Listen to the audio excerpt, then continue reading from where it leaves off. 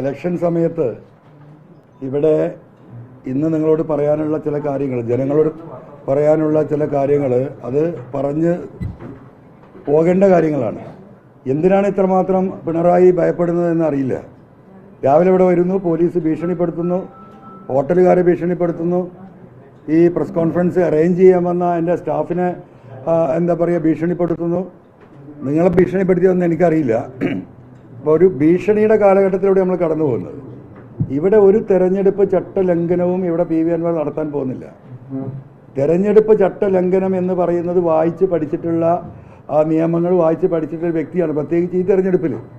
ഞാനത് സൂക്ഷ്മം ആ കാര്യങ്ങൾ നോക്കി ഇന്നലെ ഇലക്ഷൻ കമ്മീഷൻ്റെ ഏറ്റവും ഉത്തരവാദിത്തപ്പെട്ടവരോട് സംസാരിച്ചിട്ട് തന്നെയാണ് ഈ പ്രസ് കോൺഫറൻസ് ഇവിടെ വിളിച്ചിട്ടുള്ളതും. ഇന്ന് DMKയുടെ പ്രവർത്തകർ എല്ലാ വീട്ടിലും കയറുന്നുണ്ട് നോട്ടീസ് കൊടുത്തിട്ട്. അത് പാടില്ല എന്നാണ് പറഞ്ഞിരുന്നത്. ചട്ടം അത് പറയുന്നില്ല. ചട്ടം പറയുന്നത് ശബ്ദമുഖരിതമായ പ്രചരണം ഇന്നലെ വൈകുന്നേരം 6 മണിക്ക് അവസാനിപ്പിക്കണം. മറ്റുള്ള എല്ലാ കാര്യങ്ങൾക്കും സ്വാതന്ത്ര്യമുണ്ട്. മറ്റു ജില്ലകളിൽ നിന്ന് വന്ന മണ്ഡലത്തിലുള്ള ആളുകൾ പുറത്തു പോകണമെന്നത് അലിഖിത നിയമമാണ്. തെരഞ്ഞെടുപ്പ് കമ്മീഷൻ നിയമത്തിൽ അങ്ങനെ പറയുന്നേ ഇല്ല.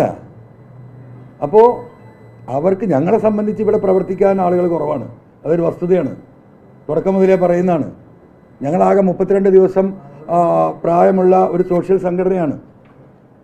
ഇവിടെ CPMൻ്റെ ഉരുക്കുകോട്ട എന്ന് പറയുന്നിടത്ത് 98 MLAമാരും മന്ത്രിമാരും മുഖ്യമന്ത്രി അടക്കം ഒരു ഭാഗത്ത്, 19 MP മാരും പ്രതിപക്ഷ നേതാവും 40 MLAമാരും മറുഭാഗത്ത്, സുരേഷ് ഗോപിയും കേന്ദ്രമന്ത്രി ഉൾപ്പെടെയുള്ള മറ്റു മന്ത്രിമാരും അവരുടെ ദേശീയ നേതാക്കന്മാരും മറൊരു ഭാഗത്ത്. ഇവരെല്ലാം കൂടെ നിന്നിട്ട് ഏറ്റുമുട്ടുക. എന്തിനൊരു വായി പോയ കൊടാലിയെ കൊണ്ട്. ഒരു കോൺഗ്രസിൽ നിന്ന് കയറി വന്ന ഏതോ ഒരു അലവലാതി, ആ അലവലാതിയെ ഏറ്റുമുട്ടുകയാണ്. ഞങ്ങൾക്ക് ഇന്നത്തെ ദിവസം കൂടി ഞങ്ങൾ ഉപയോഗപ്പെടുത്തും. ഞങ്ങൾക്ക് പരിമിതികളുണ്ട്. അതിനെ ഭയപ്പെടുത്തിയിട്ടൊന്നും കാര്യമില്ല. ഒരുപാട് ഭയപ്പെടുത്തിയല്ലോ. 20ലധികം കേസുകൾ PV അൻവറിൻ്റെ പേരിൽ FIR ഇട്ട് കഴിഞ്ഞു. എന്തിൻ്റെ പേരിലാണ്? ഈ ജനങ്ങളോട് ചില കാര്യങ്ങൾ പറഞ്ഞതിൻ്റെ പേരിലല്ലേ? ആശുപത്രിയിൽ പോയതിൻ്റെ പേരിലാണ് ജാമ്യമില്ല വാറണ്ട്.